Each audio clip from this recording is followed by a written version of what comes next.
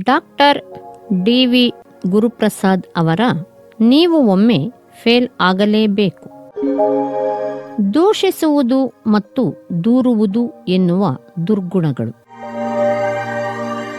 ಪಾಂಡವರು ಮತ್ತು ಕೌರವರ ಗುರುಗಳಾದ ದ್ರೋಣಾಚಾರ್ಯರು ತಮ್ಮ ಶಿಷ್ಯರನ್ನು ಒಮ್ಮೆ ಕರೆದು, ನೀವು ಈ ರಾಜ್ಯವನ್ನು ಸುತ್ತಾಡಿ ಯಾವ ವ್ಯಕ್ತಿ ದೋಷರಹಿತನಾಗಿ ಅತ್ಯಂತ ಉತ್ತಮ ಗುಣಗಳನ್ನು ಹೊಂದಿದ್ದಾನೆಯೋ ಅವನನ್ನು ಹುಡುಕಬೇಕು.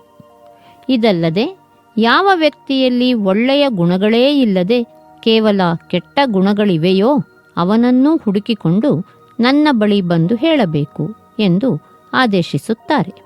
ಗುರುಗಳ ಅಣತಿಯಂತೆ ಪಾಂಡವರು ಮತ್ತು ಕೌರವರು ಹುಡುಕಲು ಹೊರಡುತ್ತಾರೆ.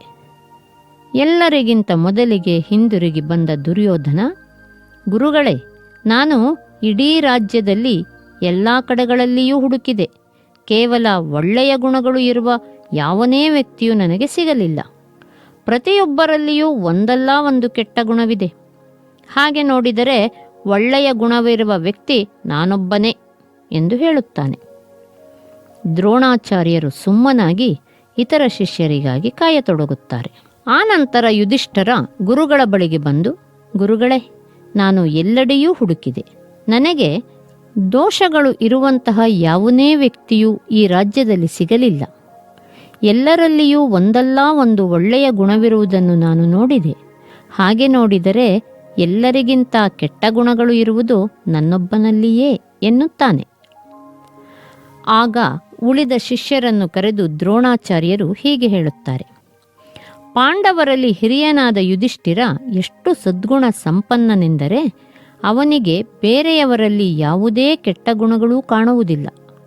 ಎಲ್ಲರಲ್ಲೂ ಆತ ಒಳ್ಳೆಯದನ್ನೇ ಕಾಣುತ್ತಾನೆ.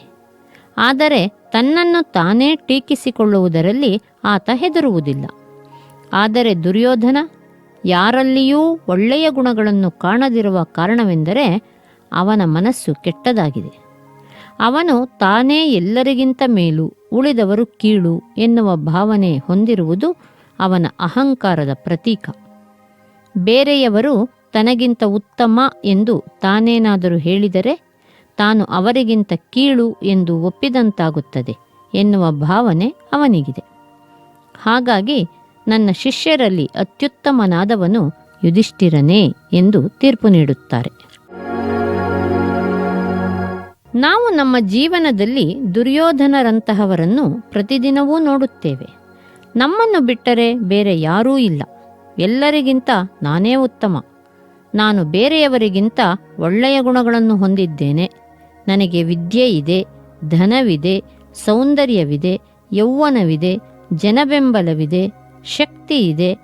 ನನ್ನನ್ನು ಬಿಟ್ಟರೆ ಬೇರೆ ಯಾರೂ ಇಲ್ಲ ಎನ್ನುವ ಅಹಂಭಾವವನ್ನು ಹೊಂದಿರುವವರಿಗೆ ಬೇರೆಯವರ ಉತ್ತಮ ಗುಣಗಳು ಕಾಣುವುದೇ ಇಲ್ಲ. ಏಕೆಂದರೆ ಅವರಿಗೆ ತಮ್ಮನ್ನು ಬಿಟ್ಟು ಪ್ರಪಂಚವೇ ಇಲ್ಲ ಎನ್ನುವ ಅಹಂಕಾರ ಇರುತ್ತದೆ.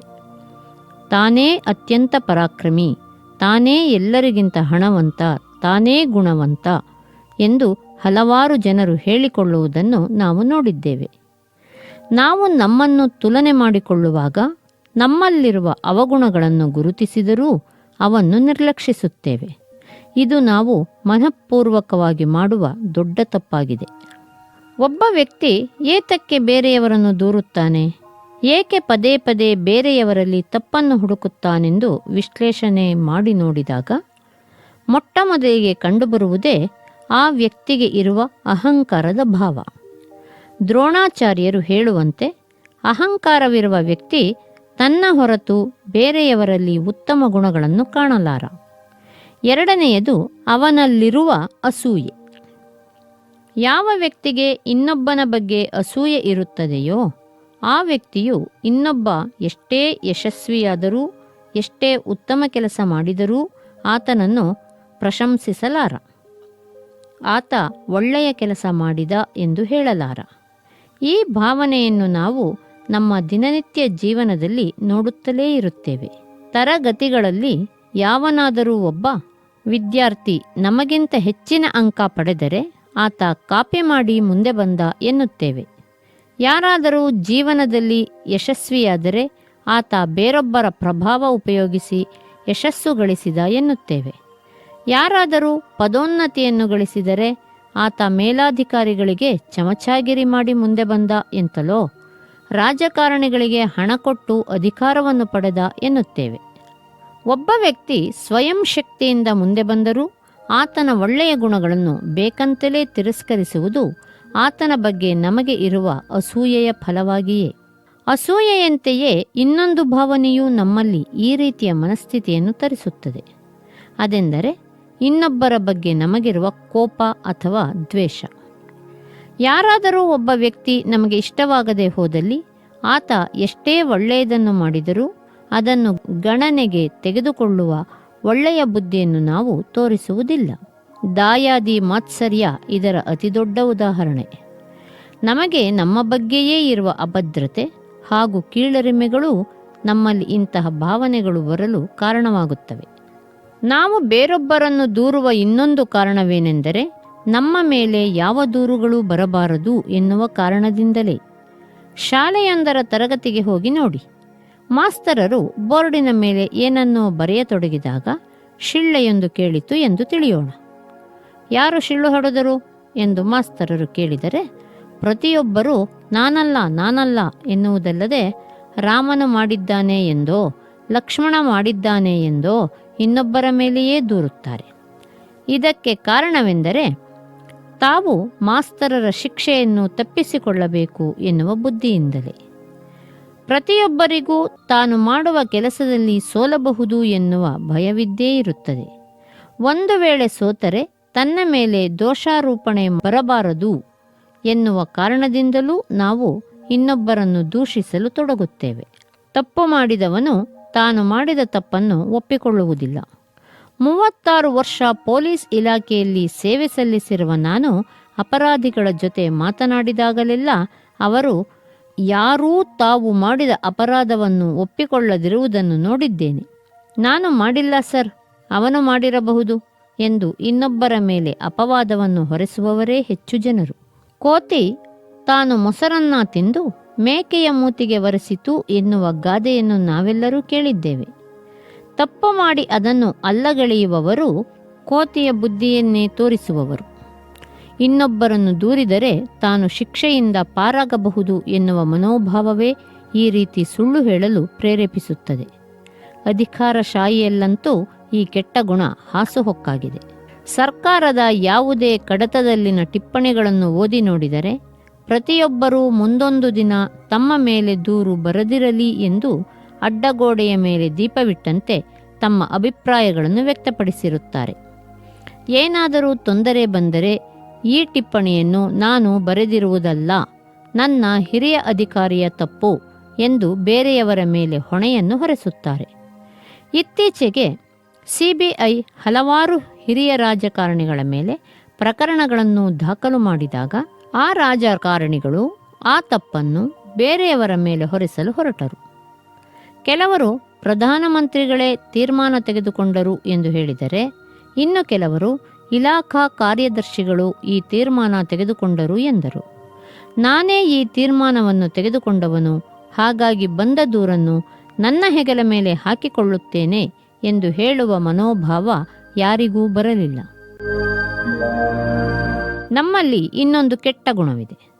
ಅದೇನೆಂದರೆ ಬೇಕಿರಲಿ ಬೇಡದಿರಲಿ ಇನ್ನೊಬ್ಬರ ತಪ್ಪನ್ನು, ಇನ್ನೊಬ್ಬರ ದೌರ್ಬಲ್ಯವನ್ನು ಹೆಕ್ಕಿ ತೆಗೆದು ಬೇಕಂತಲೇ ಅವುಗಳನ್ನು ಜಾಹೀರು ಮಾಡುವುದು.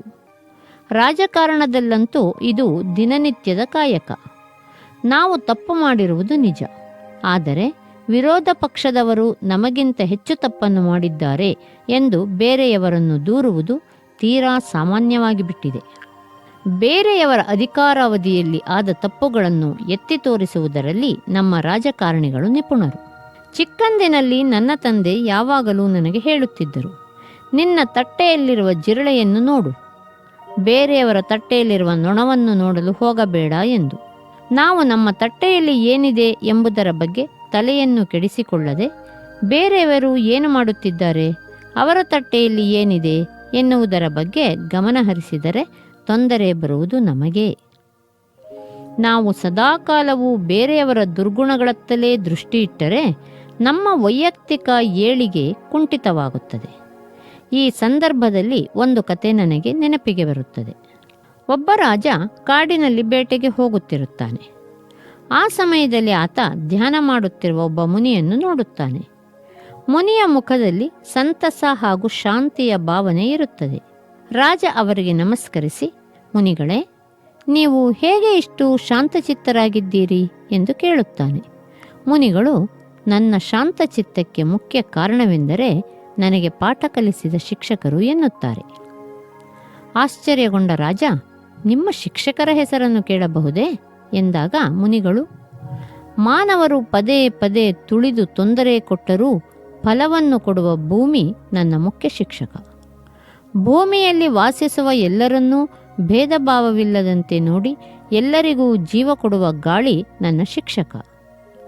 ಬೇರೆ ಬೇರೆ ಹೂಗಳಲ್ಲಿ ಸಿಕ್ಕ ಮಧುವನ್ನು ತಂದು ಪರಿಷ್ಕರಿಸಿ ಸಿಹಿಯಾದ ಜೇನುತುಪ್ಪವನ್ನಾಗಿ ಮಾಡಿ ಮಾನವನಿಗೆ ಹಂಚುವ ದುಂಬಿಗಳು ನನ್ನ ಗುರುಗಳು. ದುಂಬಿಯಾಗಲಿ, ಭೂಮಿಯಾಗಲಿ, ಗಾಳಿಯಾಗಲಿ, ಆಕಾಶವಾಗಲಿ, ನೀರಾಗಲಿ, ಪಶು ಪಕ್ಷಿಗಳಾಗಲಿ ಯಾರನ್ನೂ ದೂಷಿಸುವುದಿಲ್ಲ, ಯಾರಿಗೂ ಕೆಟ್ಟದ್ದನ್ನು ಬಯಸುವುದಿಲ್ಲ. ಇವೇ ಶಾಂತಿ ಹಾಗೂ ಸಂತಸ ತರಿಸುವ ಗುಣಗಳು ಎಂದು ಅವರೇ ನನಗೆ ಕಲಿಸಿದರು ಎನ್ನುತ್ತಾರೆ. ನಾವು ಬೇರೆಯವರ ಬಗ್ಗೆ ದೂಷಣೆ ಮಾಡದಿರಬೇಕಾದರೆ, ಬೇರೆಯವರ ಬಗ್ಗೆ ದೂರದಿರಬೇಕಾದರೆ, ಬೇರೆಯವರ ಒಳ್ಳೆಯ ಗುಣಗಳನ್ನು ಪ್ರಶಂಸಿಸುವ ಶಕ್ತಿಯನ್ನು ಪಡೆಯಬೇಕು. ನಮ್ಮನ್ನು ನಾವು ಅರಿಯಬೇಕು. ನಾವು ಕಾಲಕಾಲಕ್ಕೆ ನಮ್ಮ ಅವಗುಣಗಳು ಮತ್ತು ಉತ್ತಮ ಗುಣಗಳ ಬಗ್ಗೆ ವಿಶ್ಲೇಷಿಸಿ ಕೆಟ್ಟ ಗುಣಗಳನ್ನು ತಿದ್ದಿಕೊಳ್ಳುವ ಪ್ರಯತ್ನವನ್ನು ಮಾಡಬೇಕು. ಸದಾಕಾಲವೂ ನಾವು ಎಲ್ಲಿ ಎಡವುತ್ತಿದ್ದೇವೆ ಎನ್ನುವುದನ್ನು ನಾವಾಗಿಯೇ ಅರಿಯಬೇಕು. ನಾವು ಎಲ್ಲ ಜನರಲ್ಲಿಯೂ ಉತ್ತಮ ಗುಣಗಳನ್ನು ನೋಡಬೇಕು ಮತ್ತು ಅವನ್ನು ನಮ್ಮಲ್ಲಿ ಅಳವಡಿಸಿಕೊಳ್ಳಬೇಕು. ಒಬ್ಬ ಮನುಷ್ಯನಿಗೆ ಸಕಾರಾತ್ಮಕ ಗುಣಗಳು ಬರಬೇಕಾದರೆ ಆತನ ಮನಸ್ಸು ಕಲ್ಮಶರಹಿತವಾಗಿರಬೇಕು. ನಾವು ಮೊಸರಿನಲ್ಲಿ ಕಲ್ಲು ಹುಡುಕುತ್ತಾ ಹೊರಟರೆ ನಮ್ಮ ಮನಸ್ಸು ಕಲ್ಮಶವಾಗುತ್ತದೆ. ಬೇರೆಯವರ ಒಳ್ಳೆಯ ಗುಣಗಳೇನು ಎಂದು ನಾವು ಹುಡುಕಿ ತೆಗೆದು ಅವನ್ನು ನಮ್ಮ ಜೀವನದಲ್ಲಿ ಅಳವಡಿಸಿಕೊಂಡರೆ ನಾವು ಸುಖಿಗಳಾಗುತ್ತೇವೆ. ಬೇರೊಬ್ಬರ ಬಗ್ಗೆ ದೂರುವುದು ಹಾಗೂ ಟೀಕಿಸುವುದರ ಬದಲು ನಮ್ಮಲ್ಲಿರುವ ದುರ್ಗುಣಗಳನ್ನು ಗುರುತಿಸಿ ಅವುಗಳಿಂದ ದೂರವಿರುವುದನ್ನು ನಾವು ಕಲಿತರೆ ನಮ್ಮ ವ್ಯಕ್ತಿತ್ವವು ವಿಕಸನಗೊಳ್ಳಲು ಸಾಧ್ಯ. ಕ್ಷಮೆ ಎಂಬ ಸದ್ಗುಣ. ಇತ್ತೀಚೆಗೆ ಅಮೆರಿಕಾದ ಡಲ್ಲಾಸ್ನಲ್ಲಿ ನಡೆದ ಒಂದು ಘಟನೆ ವಿಶ್ವದೆಲ್ಲೆಡೆ ಚರ್ಚೆಯಾಗುತ್ತಿದೆ. ಆ ಘಟನೆ ಹೀಗಿದೆ. ಆಂಬರ್ ಗೆಗರ್ ಎಂಬ ಶ್ವೇತವರ್ಣದ ಮಹಿಳಾ ಪೊಲೀಸ್ ಅಧಿಕಾರಿ ವಸತಿ ಸಮುಚ್ಚಯವೊಂದರ 3ನೇ ಮಹಡಿಯಲ್ಲಿದ್ದ ಫ್ಲಾಟ್ ನಂಬರ್ 301ರಲ್ಲಿ ವಾಸಿಸುತ್ತಿದ್ದಳು. ಒಂದು ರಾತ್ರಿ ಆಕೆ ತನ್ನ ಕೆಲಸವನ್ನು ಮುಗಿಸಿ ಮನೆಗೆ ವಾಪಸ್ಸಾದಾಗ ತಪ್ಪು ಕಲ್ಪನೆಯಿಂದ 3ನೇ ಮಹಡಿಯ ಬದಲು 2ನೇ ಮಹಡಿಯ 201ನೇ ನಂಬರಿನ ಫ್ಲಾಟ್ಗೆ ಹೋದಳು. ಆ ಮನೆಯ ಮುಂಬಾಗಿಲು ತೆರೆದಿದ್ದು ಮನೆಯ ಮಾಲೀಕ ಬೋಥಮ್ ಜೋನ್ ಎನ್ನುವ ಕರಿಯ ವರ್ಣದ ವ್ಯಕ್ತಿ ಒಳಗೆ ಕುಳಿತು ಐಸ್ ಕ್ರೀಮ್ ತಿನ್ನುತ್ತಿದ್ದ. ಇದನ್ನು ಕಂಡ ಆಂಬರ್ ತನ್ನ ಮನೆಯೊಳಗೆ ಕಳ್ಳನೊಬ್ಬ ನುಗ್ಗಿ ಐಸ್ ಕ್ರೀಮ್ ಸೇವಿಸುವ ಧೈರ್ಯ ಮಾಡಿದ್ದಾನೆ ಎಂದು ಕೋಪಗೊಂಡು ತನ್ನ ರಿವಾಲ್ವರ್ ಹೊರತೆಗೆದು ನೇರವಾಗಿ ಅವನ ಮೇಲೆ ಗುಂಡು ಹಾರಿಸಿದಳು. ಬೋಥಮ್ ಸ್ಥಳದಲ್ಲಿಯೇ ಸತ್ತು ಬಿದ್ದ. ಗುಂಡಿನ ಸಪ್ಪಳ ಕೇಳಿ ಮನೆಯಲ್ಲಿದ್ದ ಇತರರು ಹೊರಗೆ ಬಂದು ಪೊಲೀಸ್ ಕಂಟ್ರೋಲ್ ರೂಮಿಗೆ ಫೋನ್ ಮಾಡಿದರು. ಆಂಬರ್ಲನ್ನು ಕೊಲೆಯ ಆಪಾದನೆಯ ಮೇಲೆ ಬಂಧಿಸಿ ಆಕೆಯ ಮೇಲೆ ವಿಚಾರಣೆ ನಡೆದು ನ್ಯಾಯಾಲಯದಲ್ಲಿ ಆಕೆಗೆ 10 ವರ್ಷಗಳ ಜೈಲು ಶಿಕ್ಷೆಯಾಯಿತು. ಆಕೆಗೆ ಶಿಕ್ಷೆ ನೀಡಿದ ಸಮಯದಲ್ಲಿ ನ್ಯಾಯಾಲಯದಲ್ಲಿಯೇ ಇದ್ದ ಬೋಥಮ್ನ 18 ವರ್ಷ ವಯಸ್ಸಿನ ಸೋದರ ಬ್ರ್ಯಾಂಟ್ ಜೋನ್ ಅವಳನ್ನು ಅಪ್ಪಿಕೊಂಡು ನಾನು ನಿನ್ನನ್ನು ಕ್ಷಮಿಸಿದ್ದೇನೆ ಎಂದು ಹೇಳಿದ. ಈ ದೃಶ್ಯ ಕ್ಷಮಾಪಣೆಯ ನಿದರ್ಶನವಾಗಿ ವಿಶ್ವದಲ್ಲೆಲ್ಲ ಚರ್ಚೆಗೆ ಬಂದಿತು. ಮಹಾಭಾರತದಲ್ಲಿ ಒಂದು ಸನ್ನಿವೇಶ ಬರುತ್ತದೆ. ದ್ರೋಣಾಚಾರ್ಯರ ಮಗ ಅಶ್ವತ್ಥಾಮ ದ್ರೌಪದಿಯ 5 ಪುತ್ರರನ್ನು ಬರ್ಬರವಾಗಿ ಹತ್ಯೆ ಮಾಡುತ್ತಾನೆ. ತನ್ನ 5 ಮಕ್ಕಳನ್ನು ಕಳೆದುಕೊಂಡ ದ್ರೌಪದಿಗೆ ದುಃಖ ತಡೆಯಲಾಗದೆ ಸದಾಕಾಲವೂ ಮಕ್ಕಳ ಸಾವಿಗಾಗಿ ಕೊರಗುತ್ತಿರುತ್ತಾಳೆ. ದ್ರೌಪದಿ ಈ ರೀತಿ ಖಿನ್ನಲಾಗಿರುವುದನ್ನು ನೋಡಲು ಅರ್ಜುನನಿಗೆ ಆಗುವುದಿಲ್ಲ. ಆತ ಅಶ್ವತ್ಥಾಮನ ಹೆಡೆಮುರಿ ಕಟ್ಟಿತಂದು ದ್ರೌಪದಿಯ ಮುಂದೆ ನಿಲ್ಲಿಸಿ ಅವನನ್ನು ಕೊಲ್ಲಲು ಸನ್ನದ್ಧನಾಗುತ್ತಾನೆ. ಆಗ ದ್ರೌಪದಿ, ಇವನನ್ನು ಕೊಲ್ಲಬೇಡ, ಇವನು ಸತ್ತರೆ ಇವನ ತಾಯಿ ಕೃಪಿಯೂ ಕೂಡ ನನ್ನಂತೆ ಪುತ್ರಶೋಕವನ್ನು ಅನುಭವಿಸಬೇಕಾಗುತ್ತದೆ. ನಾನು ಅವನಿಗೆ ಕ್ಷಮಾದಾನ ಮಾಡಿದ್ದೇನೆ, ಅವನನ್ನು ಬಿಟ್ಟು ಬಿಡು ಎನ್ನುತ್ತಾಳೆ. ತನ್ನ ಪ್ರೀತಿಪಾತ್ರರಾದ ಮಕ್ಕಳನ್ನು ಕೊಂದ ವ್ಯಕ್ತಿಗೂ ದ್ರೌಪದಿ ಕ್ಷಮಾದಾನ ಮಾಡಿ ತಾನು ಭೂಮಿ ತಾಯಿಯಷ್ಟೇ ಶ್ರೇಷ್ಠಳು ಎನ್ನುವುದನ್ನು ತೋರಿಸಿಕೊಟ್ಟಿದ್ದಾಳೆ. ಇದೇ ರೀತಿಯೇ ಮಾಜಿ ಪ್ರಧಾನಿ ರಾಜೀವ್ ಗಾಂಧಿ ಹತ್ಯೆಯಲ್ಲಿ ಜೈಲಿಗೀಡಾಗಿರುವ ಹಂತಕರಲ್ಲಿ ಒಬ್ಬಳಾದ ನಳಿನಿಯನ್ನು ರಾಜೀವ್ರ ಪುತ್ರಿ ಪ್ರಿಯಾಂಕಾ ಗಾಂಧಿ ವೆಲ್ಲೂರು ಜೈಲಿನಲ್ಲಿ ಭೇಟಿಯಾಗಿ ಅವಳ ಮೇಲೆ ಯಾವುದೇ ರೀತಿಯ ದ್ವೇಷ ಭಾವನೆಯನ್ನೂ ತೋರಿಸದಿದ್ದುದು ಕ್ಷಮೆಯ ಒಂದು ನಿದರ್ಶನವೇ.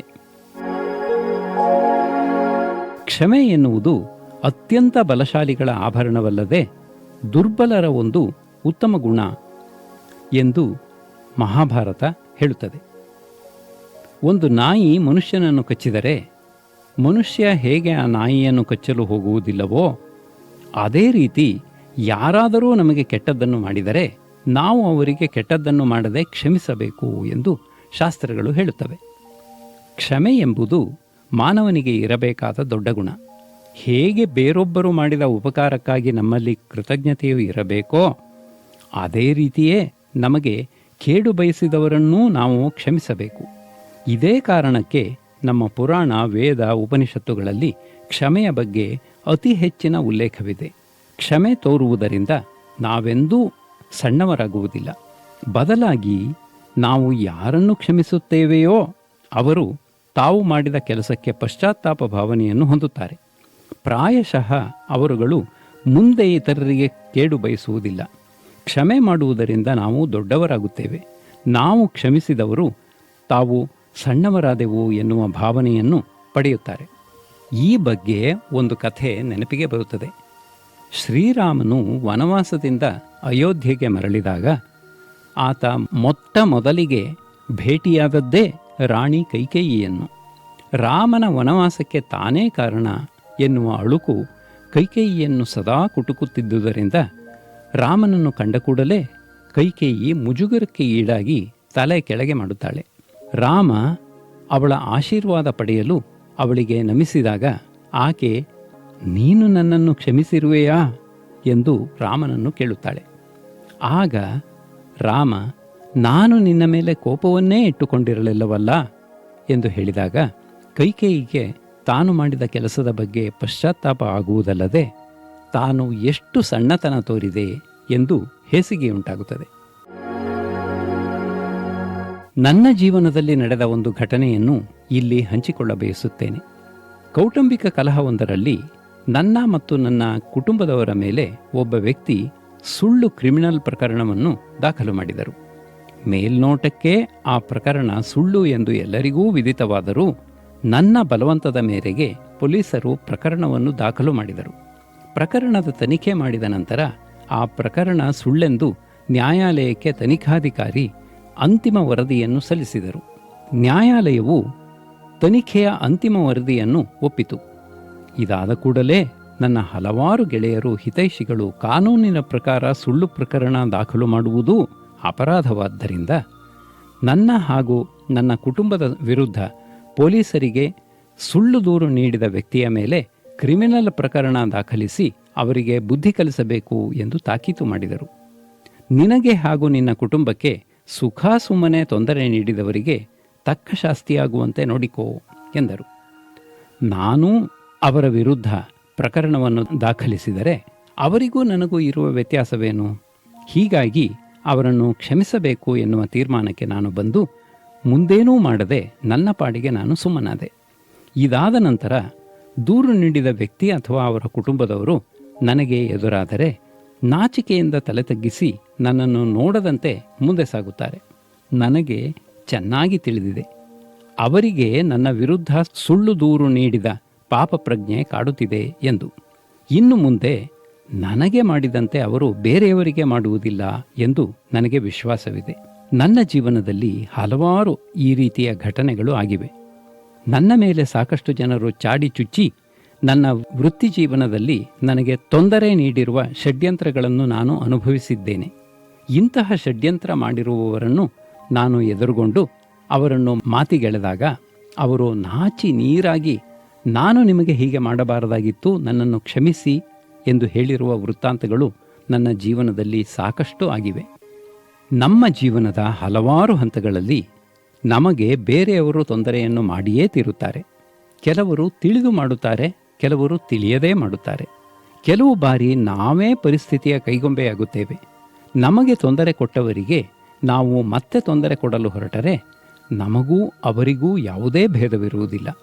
ಯಾರ ಮೇಲಾದರೂ ನಮಗೆ ಕೋಪ ಉಂಟಾದರೆ ಅದರ ಫಲವಾಗಿ ದ್ವೇಷ ಭಾವನೆ ಬರುತ್ತದೆ. ದ್ವೇಷದಿಂದ ಪ್ರತೀಕಾರ ಭಾವನೆ ಬರುತ್ತದೆ. ನಾವು ಯಾರ ಮೇಲಾದರೂ ಪ್ರತೀಕಾರ ತೀರಿಸಿಕೊಳ್ಳಲು ಹೊರಟರೆ ಅವರು ನಮ್ಮ ಮೇಲೆ ಕೋಪಗೊಳ್ಳುತ್ತಾರೆ. ಕೋಪ, ದ್ವೇಷ, ಪ್ರತೀಕಾರಗಳು ಇದು ಒಂದು ವಿಷವರ್ತುಲವಾಗಿ ನಮ್ಮನ್ನು ನಮ್ಮ ಸುತ್ತಲೂ ಸುತ್ತುತ್ತಲೇ ಇರುತ್ತವೆ. ಇಬ್ಬರನ್ನೂ ಅದು ತನ್ನ ಕೆನ್ನಾಲಿಗೆಯಲ್ಲಿ ದಹಿಸಿ ಬಿಡುತ್ತದೆ. ಹೀಗಾಗಿ ಕೋಪ, ದ್ವೇಷ, ಪ್ರತೀಕಾರ ಇಟ್ಟುಕೊಂಡರೆ ನಾವು ಸುಖಿಗಳಾಗಿ ಜೀವಿಸಲು ಸಾಧ್ಯವಿಲ್ಲ. ಗುರುನಾನಕರ ಜೀವನದ ಒಂದು ಕಥೆ ಹೀಗಿದೆ. ಈಗ ಪಾಕಿಸ್ತಾನದಲ್ಲಿರುವ ಸಿಯಾಲ್ಕೋಟ್ ಎನ್ನುವ ನಗರದಲ್ಲಿ ಹಮ್ಜಾರ್ ಘೋಷ್ ಎನ್ನುವ ಮಂತ್ರವಾದಿ ಇರುತ್ತಾನೆ. ಆ ನಗರದ ನಿವಾಸಿಯೊಬ್ಬ ಮಂತ್ರವಾದಿಯ ಕೆಂಗಣ್ಣಿಗೆ ಗುರಿಯಾದಾಗ ಮಂತ್ರವಾದಿ ಇಡೀ ಸಿಯಾಲ್ಕೋಟ್ ನಗರವನ್ನೇ ತನ್ನ ಮಂತ್ರದ ಫಲದಿಂದ ಸುಟ್ಟು ಬಿಡುತ್ತೇನೆ ಎಂದು ಶಾಪವನ್ನು ಕೊಡುತ್ತಾನೆ. ಇದರ ಫಲವಾಗಿ ಸಿಯಾಲ್ಕೋಟ್ನ ಜನತೆ ಭಯಭೀತರಾಗಿರುತ್ತಾರೆ. ಗುರುನಾನಕರು ವೈಷ್ಣೋದೇವಿ ದೇವಸ್ಥಾನಕ್ಕೆ ಹೋಗುವ ದಾರಿಯಲ್ಲಿ ಸಿಯಾಲ್ಕೋಟ್ನಲ್ಲಿ ಒಂದು ರಾತ್ರಿ ತಂಗುತ್ತಾರೆ. ಆಗ ಅಲ್ಲಿನ ಜನತೆ ಅವರಲ್ಲಿಗೆ ಬಂದು ಹೇಗಾದರೂ ಮಾಡಿ ಕೋಪಗೊಂಡ ಸೂಫಿ ಸಂತನನ್ನು ಶಾಂತ ಮಾಡಿ ಎನ್ನುತ್ತಾರೆ. ಗುರುನಾನಕರು ಹಮ್ಜಾರ್ ಘೋಷ್ ಬಳಿಗೆ ಹೋಗಿ, ಯಾರೋ ಒಬ್ಬರು ಮಾಡಿದ ತಪ್ಪಿಗೆ ನೀನು ಇಡೀ ನಗರಕ್ಕೆ ತೊಂದರೆ ಕೊಡುವುದು ಸರಿಯಲ್ಲ. ಜನರಿಗೆ ತೊಂದರೆ ಕೊಟ್ಟರೆ ನಿನಗೇನೂ ಲಾಭವಾಗುವುದಿಲ್ಲ. ನೀನು ಬೇರೆಯವರನ್ನು ಕ್ಷಮಾಪಣೆ ಮಾಡಿದಾಗ ಮಾತ್ರ ಹಾಗೂ ನಿನಗೆ ತೊಂದರೆ ಕೊಟ್ಟವರಿಗೆ ಪ್ರೇಮ ತೋರಿಸಿದರೆ ಮಾತ್ರ ನಿನಗೆ ಒಳ್ಳೆಯದಾಗುತ್ತದೆ ಎಂದು ಉಪದೇಶ ಮಾಡುತ್ತಾರೆ. ಇದರಿಂದ ಪಾಠ ಕಲಿತ ಆ ಮಂತ್ರವಾದಿ ಗುರುನಾನಕರ ಅನುಯಾಯಿ ಆಗುತ್ತಾನೆ. ಕ್ಷಮಾಪಣೆ ಎಂದರೆ ನಮ್ಮ ಮನಸ್ಸಿಗೆ ಮೊಟ್ಟ ಮೊದಲಿಗೆ ಬರುವವರೇ ಮಹಾತ್ಮ ಗಾಂಧಿ. ಅವರು ಮಹಾತ್ಮ ಎಂದು ಹೆಸರು ಪಡೆದಿದ್ದು ಅವರ ಕ್ಷಮಾಪಣಾ ಗುಣದಿಂದಲೇ ಎನ್ನಬಹುದು. ಬ್ರಿಟಿಷರು ಅವರಿಗೆ ಎಷ್ಟೇ ಕಷ್ಟ ಕೊಟ್ಟರೂ ನನ್ನ ಒಂದು ಕೆನ್ನೆಗೆ ಹೊಡೆದರೆ ನಾನು ಇನ್ನೊಂದು ಕೆನ್ನೆಯನ್ನು ತೋರಿಸುತ್ತೇನೆ ಎಂದು ಹೇಳಿ ದೊಡ್ಡ ಬ್ರಿಟಿಷ್ ಸಾಮ್ರಾಜ್ಯವನ್ನೇ ಅವರು ಮಣಿಸಿ ನಮ್ಮ ದೇಶಕ್ಕೆ ಸ್ವಾತಂತ್ರ್ಯವನ್ನು ತಂದುಕೊಟ್ಟರು. ಹೀಗೆ ಕ್ಷಮಾಪಣೆಯ ಬಗ್ಗೆ ನಮ್ಮ ಚರಿತ್ರೆಯಲ್ಲಿ ಹಲವಾರು ಕಥೆಗಳು ಬರುತ್ತವೆ. ನಾವು ನಮ್ಮ ಜೀವನದಲ್ಲಿ ಹಲವಾರು ಬಾರಿ ಬೇರೆಯವರಿಂದ ಕೆಟ್ಟದ್ದನ್ನು ಅನುಭವಿಸುತ್ತೇವೆ. ನನ್ನ ಒಂದು ಕಣ್ಣು ಹೋದರೂ ಪರವಾಗಿಲ್ಲ, ಇನ್ನೊಬ್ಬನ 2 ಕಣ್ಣುಗಳು ಹೋಗಬೇಕು ಎನ್ನುವ ಪ್ರತೀಕಾರ ಭಾವನೆಯನ್ನು ಇಟ್ಟುಕೊಂಡವರು ತಾವೂ ತೊಂದರೆಗೆ ಈಡಾಗಿ ಆಜೀವ ಪರ್ಯಂತ ಪಶ್ಚಾತ್ತಾಪ ಪಡುವ ವೃತ್ತಾಂತಗಳನ್ನು ನಾನು ನನ್ನ ವೃತ್ತಿ ಜೀವನದಲ್ಲಿ ಹಲವಾರು ಬಾರಿ ನೋಡಿದ್ದೇನೆ. ಎಷ್ಟೋ ಕುಟುಂಬಗಳು ಒಬ್ಬರ ಮೇಲೊಬ್ಬರ ದ್ವೇಷದಿಂದಲೇ ಸರ್ವನಾಶವಾಗಿರುವುದನ್ನು ನಾನು ನೋಡಿದ್ದೇನೆ. ಕ್ಷಮಾಪಣೆ ಮಾಡುವುದರಿಂದ ನಮಗೆ ಯಾರು ತೊಂದರೆ ಮಾಡಿರುತ್ತಾರೋ ಅವರಿಗಿಂತ ಹೆಚ್ಚಾಗಿ ನಮಗೆ ನಾವು ಒಳ್ಳೆಯದನ್ನು ಮಾಡಿಕೊಳ್ಳುತ್ತೇವೆ.